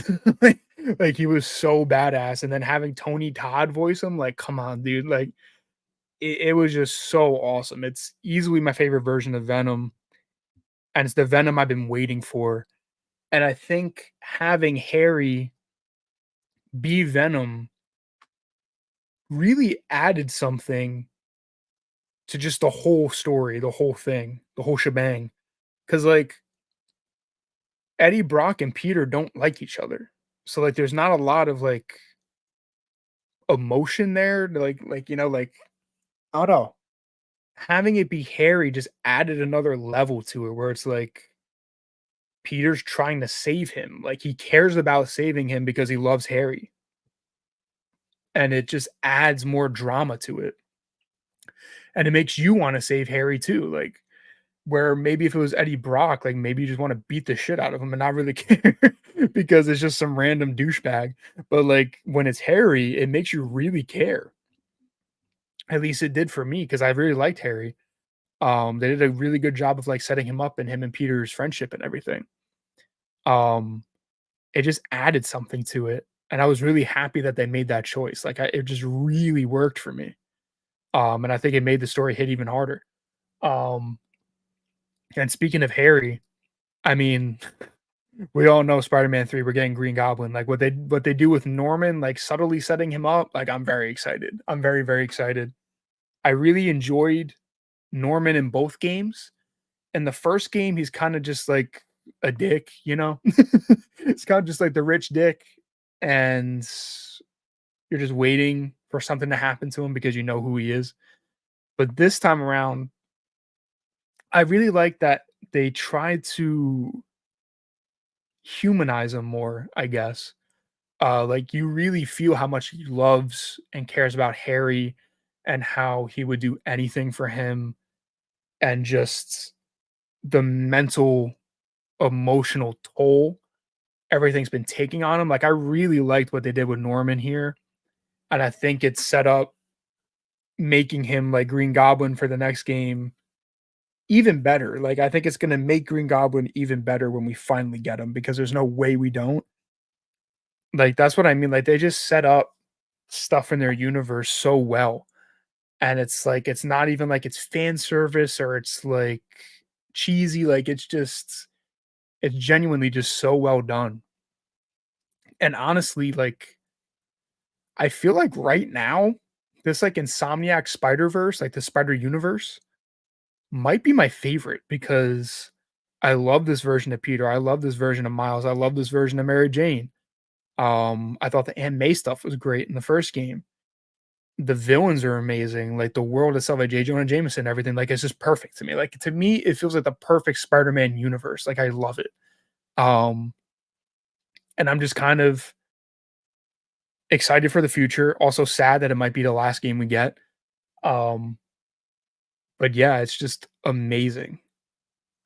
It's so good. Like I said, like there's just so much to talk about with the game. I don't even know.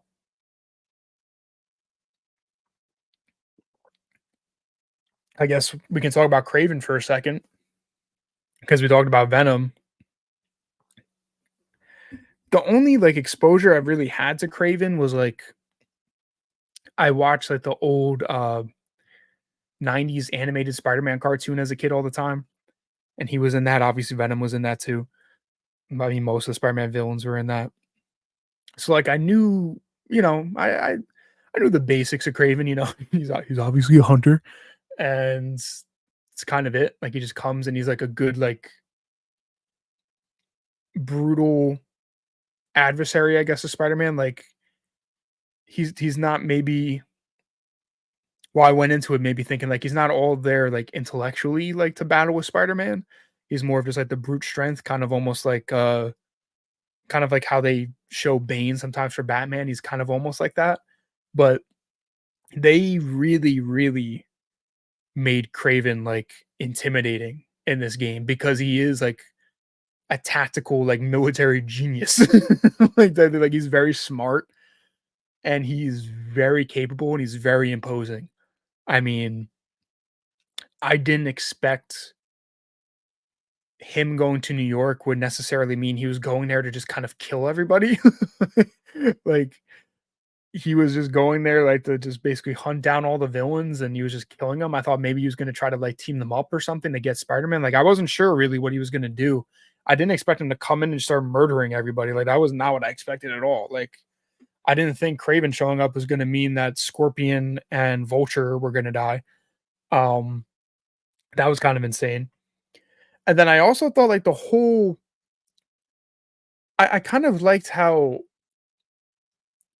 like how should I word it? Like his story is almost subtle in a way, where instead of kind of just throwing his motivations and stuff in your face, it's a little bit more subtle, which I think actually kind of works. Where like he's this fierce warrior that has like almost this cult following him, but he has cancer. He's slowly dying, and he doesn't want to just die like any normal person with cancer. He wants like a crazy warrior's death. So basically, his whole motivation is just finding someone worthy enough to kill him, which is kind of crazy and not what I expected, but really, really cool. Um, I thought he was just phenomenal. And then Craven's like theme in the game, like the music is just so badass. Like it's so awesome. Every time I hear it, it's just oh my god, like nipple chills. So good. And the fights with him are awesome. I do maybe wish there was a little bit more of Craven because like you feel like his presence over the game more than he's actually there. I would have maybe liked a little bit more of Craven, but what we got was great. And then when you're doing the side quest and like clearing the hunter blinds and like compounds and stuff, you get like little like bits and pieces of lore for him too. Like a lot of it is like his family members calling him, so you almost have like voicemails that are like lore of like him talking to his family and stuff. And it's interesting. It's interesting to hear like his family dynamics and stuff. And just get a little bit more of him in that sense. So that's really good too. I think the villains they just knocked him out of the park. I mean, I don't have many like versions of Craven that I've seen, but he's definitely my favorite version of Craven, my favorite version of Venom. I think Sandman was awesome and a great way to open up the game. I thought that whole fight was great. And I kind of like the side quest with him too, where like you find little fragments of his like brain crystal around the map, and you kind of get to get more lore about him too. I thought that side quest was fun. And then oh, the lizard too. The lizard was really cool. I thought it was interesting to finally have like Doc Connors. I would have loved to have seen Doc Connors in the Sam Raimi movies. So it was really cool to finally see a version of him done well somewhere. And I really liked him. I thought he was really good. I thought the lizard boss fight was awesome. And I just kinda I thought he was cool. Like I thought he worked well in the story, like how he was tied in with Norman and Harry. I thought that all was just cool. Like I really liked it. Um, what other villains? I feel like I'm forgetting some. I do wish there was more Prowler, like more Uncle Aaron. I haven't done all of those side quests yet, but I feel like there's not gonna really be anything crazy coming out of that side quest except for like getting a new suit. And the big one for me, Mysterio, because Mysterio is one of my favorite Spider-Man villains. I haven't done his side quests yet because I've been doing like all of Peter's side quests first. Um, I haven't done the Mysterio ones yet.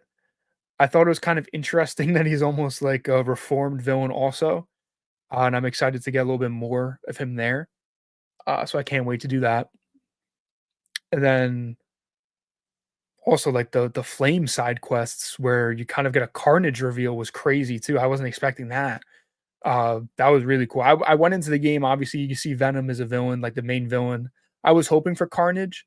I was so happy that they even teased him at all. Like, if we'll see him in Spider-Man 3, I don't know, but I'm happy that there's a possibility to because I think that'd be sick. I love Carnage. Um, and it's kind of interesting that that was, like, almost hidden as, like, a side quest. Like, it's not a part of the main story, but that side quest section was so good that it felt like more of the main story. And that's really the biggest improvement for me was I think the side quests in the first Spider-Man game were kind of weak, like they weren't great, like you're collecting pigeons and shit. And then in this game, you have Mysterio and you have Carnage and you have like Craven stuff. Like the side quests are actually fun to do.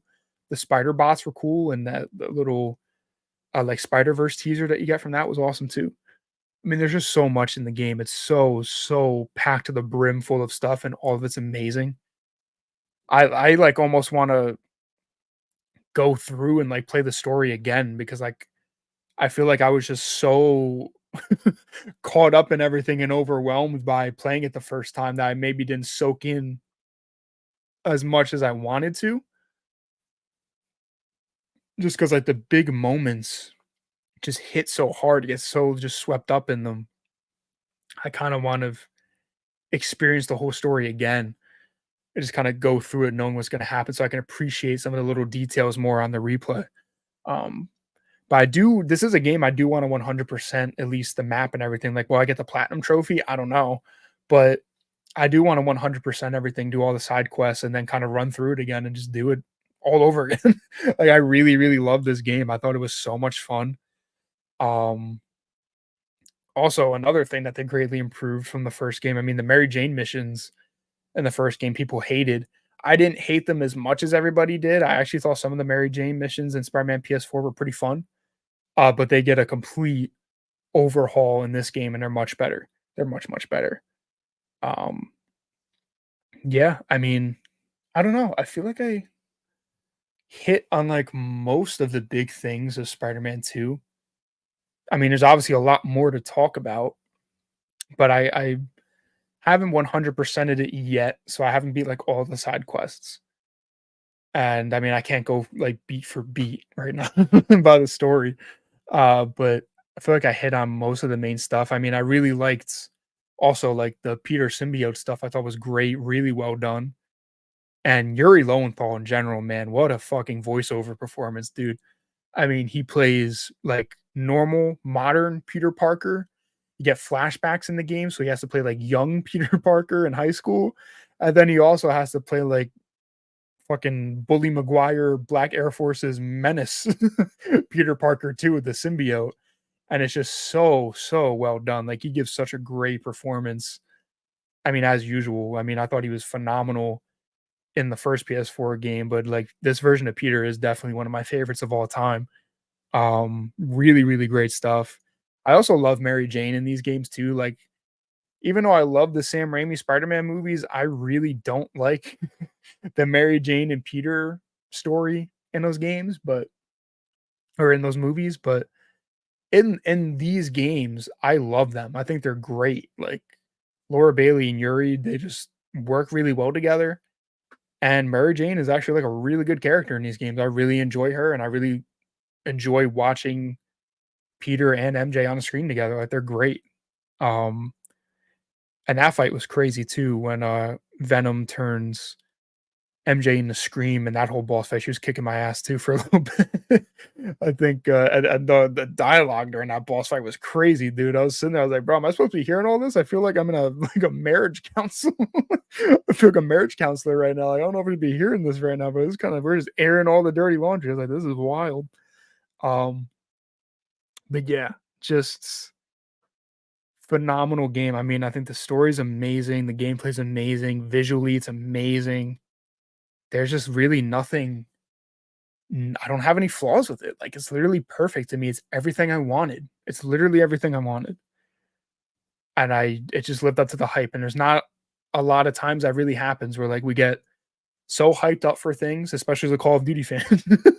Call of Duty fans know it better than anybody. Like you get super hyped up for a game, and then to actually have it live up to the hype is just an amazing feeling. Doesn't happen often. So I've kind of just been basking in that. And it's great. It's so great. I'm already looking forward to the future with what we get with Spider-Man 3. And then knowing that they have a Wolverine game on the way, bro, like, oh my God.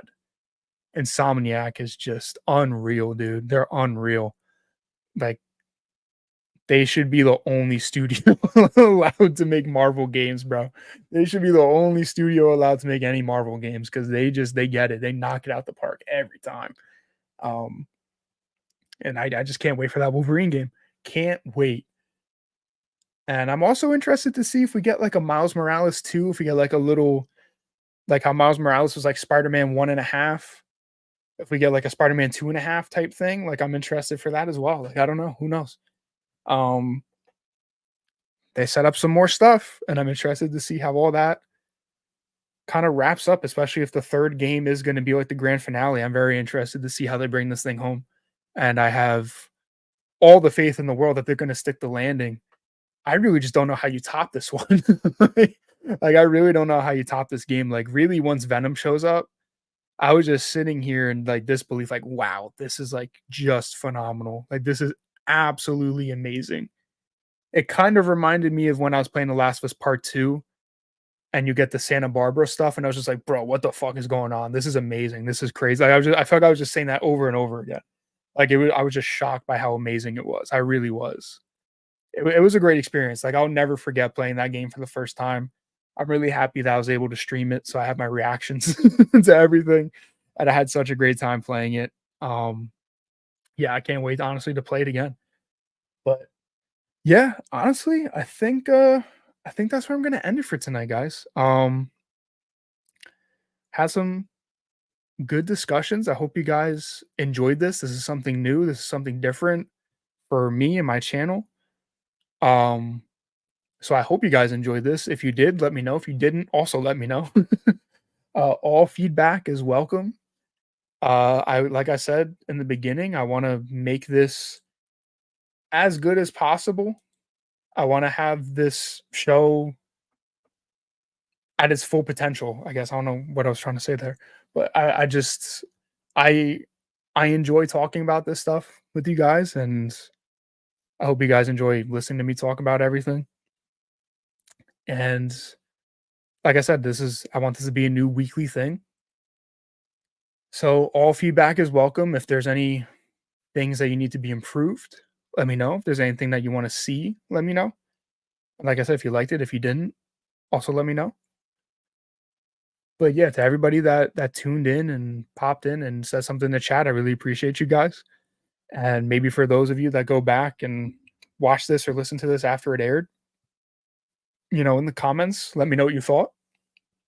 And give me like I said, give me all the feedback. Good, bad, whatever. I can take it. Don't be a complete dickhead about it, but all feedback is welcome. I want to make this something special. I want you guys to enjoy it.